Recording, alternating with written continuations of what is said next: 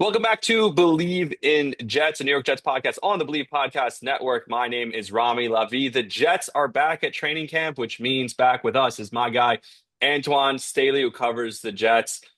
Antwan, what's up, dude? How you doing? Welcome back. I'm good. How you doing? I can't complain. So far, positive. You guys haven't given us too much agita covering the Jets with your reports other than last week. So let's jump into that right away because I do want to jump into the reporting. And I'm not blaming you. It's the league as a whole, and it's Jets fans are alarmist. And by the way, Jets fans have every right to be alarmist. I went through it on last week's episode talking about how many times they've had to deal with terrible injury news during training camp or early on in the season, specifically to the starting quarterback. But we hear it's non-contact. He got carted off. In reality, apparently there was contact and he sat in the passenger seat of the car. How do you think the reporting of the Justin Fields injury was handled? All I can do is talk about the way I handled it. Like I didn't say non-contact because I didn't see it. Like I wasn't sure. So I think if you're not sure, then the best thing to do is not to say anything at all. So, but I did see him being carted off. Like we had to, like I say, it's the way that we said it. Like that's why I made sure we specified he was in the passenger seat. So I just wanted to make sure that I didn't want to freak anybody out. I know Aaron Glenn actually talked about it too. He was basically saying, blaming us in a way that, had everybody kind of riled up. Like, I don't know what everybody else was tweeting. So all I can do is like talk about my own. All I basically just said that he's been carted in, he's walking on his own power. Like, we'll find out more as the game goes on. But I tried not to speculate anything because again, like we didn't see like how he got his foot stepped on. All I saw was him sitting on the ground, holding his foot, and I'm like, and he gets up and he's limping. That's the first thing I see, really. And then I'm like, well, oh crap. Then at that point, then you're like, let's see how he gets evaluated on the side and everything like that.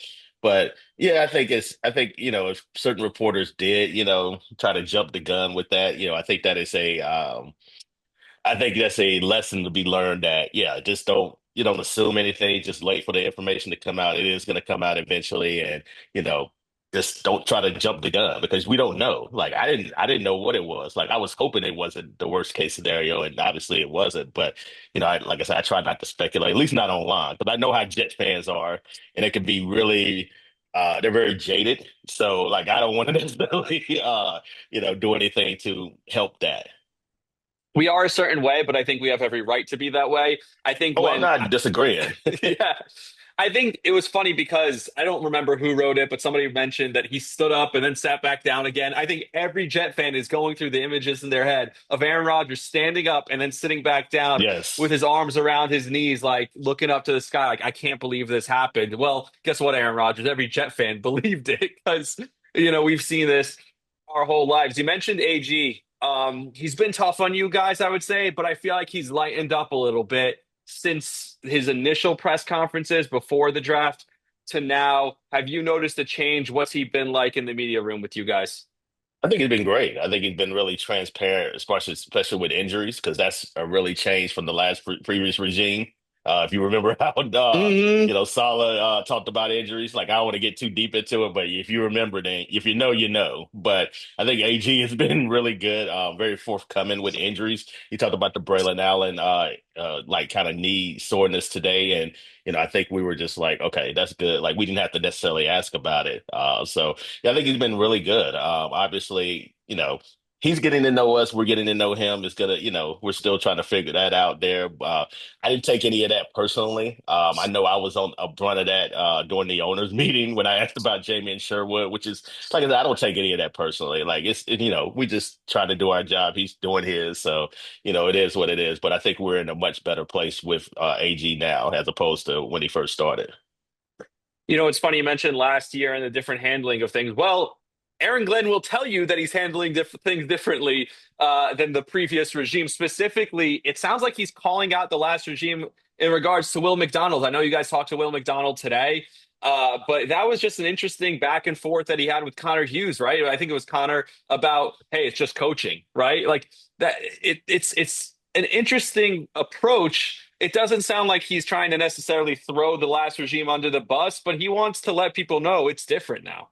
Yeah, it definitely is. Like it's a different type of vibe there. And you talk about Will in general. I mean, he had a breakout year last year, but ultimately, I mean, I felt like it was so much more that he can contribute, like especially in the run game too as well. Like he is much bigger. Like he talked about He him wasn't being even allowed to 15 play pounds. on rundowns. Well, Like, yeah, exactly. Like and they felt like he was too slim to play on rundowns. But my thinking is, if that is the case, then why not ask him to bulk up a little bit during the off season, which they did not do. One of the first things AG and the regime came to did, and they had to talk with Will McDonald, and they came onto agreement where he needed to gain a little bit more weight, and it looks really good. I mean, he's been explosive. Like he is. I remember the Mimbu play on Saturday. Like he just bull rushed him and knocked him on his rear end. Like it was just crazy. Like to see the night and day from Will McDonald. From when you see him as a rookie, even last year, it just looks so much different there. And you're getting a lot more better coaching there. I think now as opposed to what it was before. I've covered college football.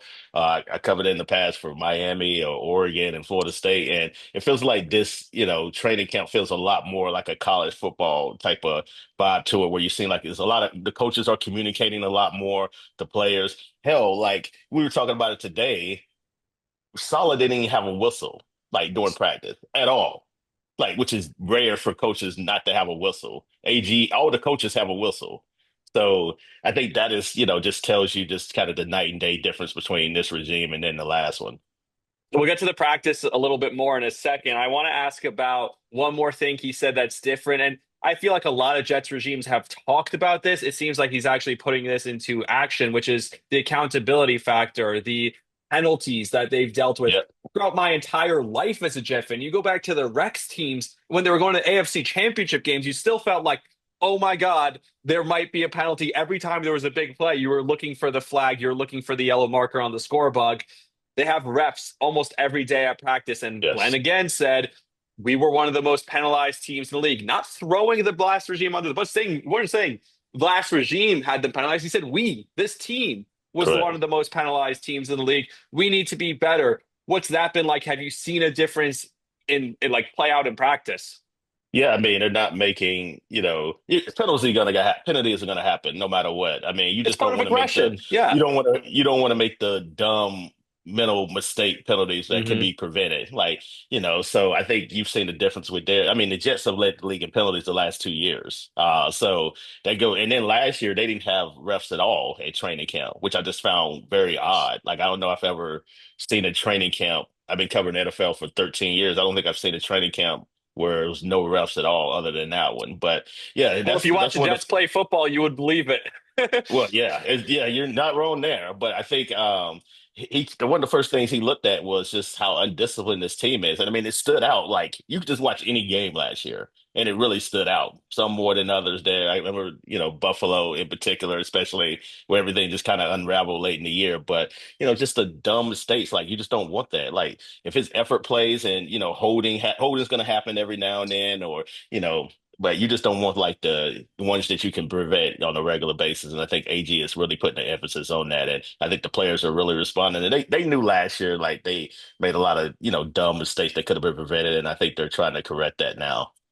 The accountability continues off the field. We saw a couple of tweets when they first let go of Rodgers from guys.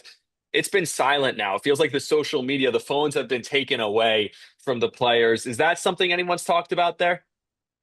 Just moving in solids. Yeah, I mean, I think that's been a big emphasis there. I mean, we're talking about, again, when you had Aaron Rodgers come in, like it's like a, a rock concert or like a rock band coming to town. That's basically what it was the last couple of years. And now, I'm not saying that's the only reason Aaron Glenn wanted to distance himself from Aaron Rodgers, but I think that has a little bit to do with it too. And of course, with the decline in play too as well. But yeah, nobody's. We asked Will McDonald just kind of talk about, his relationship with Mimbu today. He didn't want to get too deep into it. He didn't want to get too deep about his goals, but I think a lot of guys just want to go out there and play ball. Like they don't want to necessarily, deal with the extracurricular things that, that comes with, certain asking certain questions or what happened last year. Like they're just focused solely on trying to get this thing corrected this year and, in AG's message. And I think, the big thing that I noticed, everybody is falling under his message, like his branding. That didn't happen before. Like that was everybody had their own like agenda and things like that. Now it's just one message from one man that's leading this team. Even if you look at Woody, like I think Woody is also kind of falling in line too as well, at least initially, and just letting AG do his thing. And I think everybody's excited to see what comes from this. I want to ask you a couple more about Glenn, but you mentioned Woody. I have a question about him. I've seen him in a few pictures at I practice. know He's you been commented around. yesterday on mine. Exactly. What's his presence been like? Because I think the only way this team will and franchise will be successful is if he's completely out of the way. I understand he's the owner. That's not going to happen. But has his presence at practice, you kind of alluded to it, has his presence there felt a little bit different this year? He hasn't been there like watching practice every day, but he's been there a couple of days there, just kind Hmm. of observing too as well. And he's letting Glenn do his thing. Like he's not trying to micromanage or anything like that. One thing I do like about, and I always liked about Woody, he does like let the coach do his job, like at least up to a certain point. I think last year he didn't allow Solid to kind of do his job, like, especially late. And that's why I think he ended up having the coaching change after 5 games. So, which I think he probably should have fired him the season before, but it's neither here or there. But, I think now he's just kind of letting Glenn do his thing. And, I think the good thing about Glenn too, as well, like he's the total CEO. Like he is going over from offense to defense to special teams and having his hand in every single aspect of this team. That again, that didn't happen to the previous regime. I don't know how it's going to affect wins and losses, but I think the important thing is to have a coach that is a total CEO and has his hand in every single aspect of that team, including these special teams, something that Glenn played, area he played at some point in time in his career too, as well. Yeah, it is something so interesting because we saw with Robert Saleh, he completely changed in a negative way when he became the head coach, where he was this energetic, fiery defensive guy, and now he just seemed like this mellow guy. Like he was trying to be quote unquote a head coach, like how he thought a head coach looked. Whereas Aaron Glenn, we saw the fiery guy on the sideline and hold the guys accountable in the speeches that he would give on Hard Knocks in Detroit. But now it feels like he's come over here. Not only is he the same as he is still the same authentic person, but it's almost like he's become more of himself, like even Yes. better, even more authentic. Where the CEO thing that you mentioned, him being on the offensive side, even the way he started the press conference today, addressing the tragedy that happened Yeah. yesterday at the NFL offices, like this shows me that like is there media training all of a sudden at the Jets? Because the last few years it felt like there was zero media training.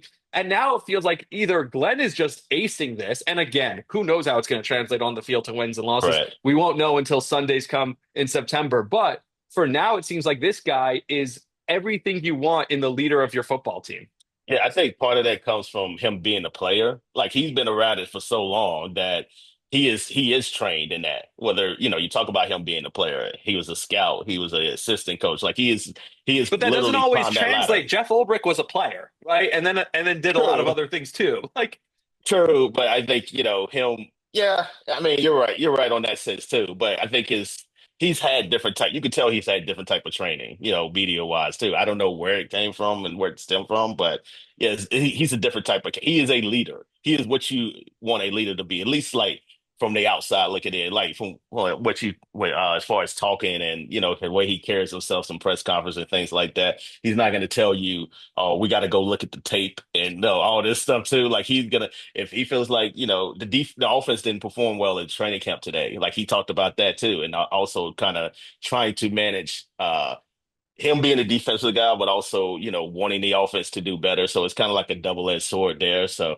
yeah, he is like he's saying all the right things right now. Again, like you said, we don't know how it's going to turn out with wins and losses, but I think so far it's so good as far as on the media front and just what he's saying on a day-to-day basis. the one thing he doesn't want you guys to do is tell him that he's getting it from Bill Parcells. Like he made it very clear, I I'm don't, not yeah. Bill. Yeah, somebody else asked that. Yeah, I think, yeah, I forgot who asked that yesterday. And they were like, well, are you trying to do things like Bill Parcells? And, that was one of the first things he said too, is like, yeah, I'm not Bill Parcells, I'm Aaron Glenn. And then, yeah, he's going to do certain things that Parcells did, but which is a It's good thing. 2025. Yeah, it's 2025. So he has to kind of put his own spin on it too. Like you can't really coach players the same way you could back in 1996 and then 97. So like you're gonna have to do things your way. And I also think players can see through that too. Like they see how Hmm. authentic he is. And I think that's why I think so many players are really gravitating towards him right now.